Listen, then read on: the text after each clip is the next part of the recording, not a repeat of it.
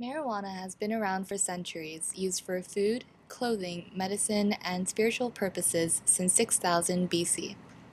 Over the past 100 years or so, however, cannabis has been a controversial issue within the United States.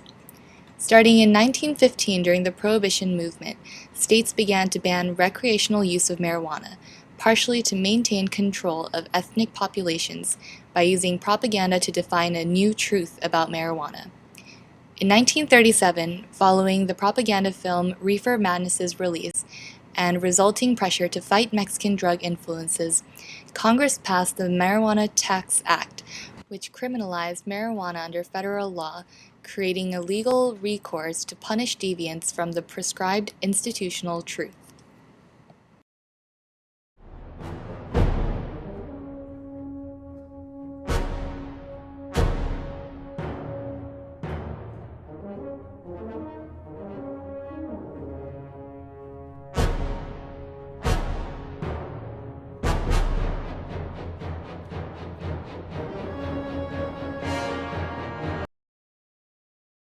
Marijuana has been portrayed by the government in a menacing light in order to play off people's fears and scare them away from weed use.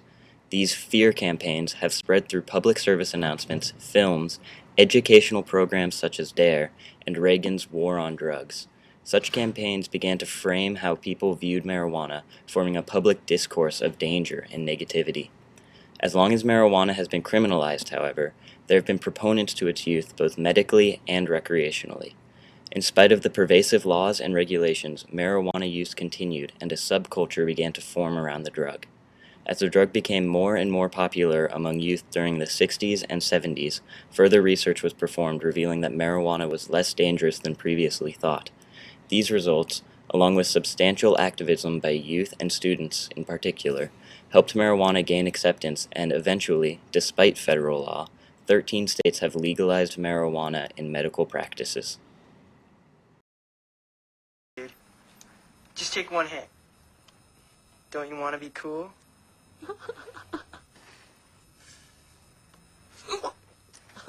Hey, man. What are you doing? I'm so high! Nothing can hurt me! No! Marijuana kills. Although marijuana has been listed as a Schedule I drug, equated to such drugs as LSD and ecstasy, the original discourse around marijuana seems to be changing. With modern television and musicians speaking freely of marijuana, it is making its way into mainstream America and is being faced with less criticism. We're going to see that we ought to prioritize meth, crack, cocaine, and heroin and deal with the drugs that the American culture is really being affected by and lives are being lost. The only thing I would say is that you talk to parents who have lost their children to drugs. Right.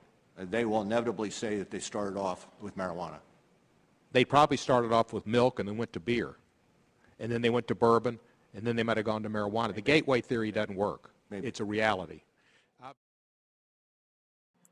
The government has even recognized that its earlier fear campaigns are beginning to lose their effectiveness as people learn the true nature of the drug. So how then are people going to view marijuana in the future?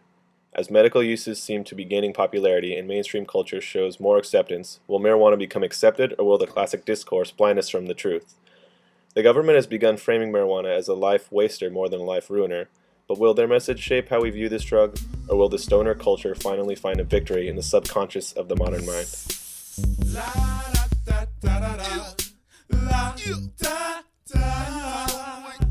la da da da, la da da da, la da da da.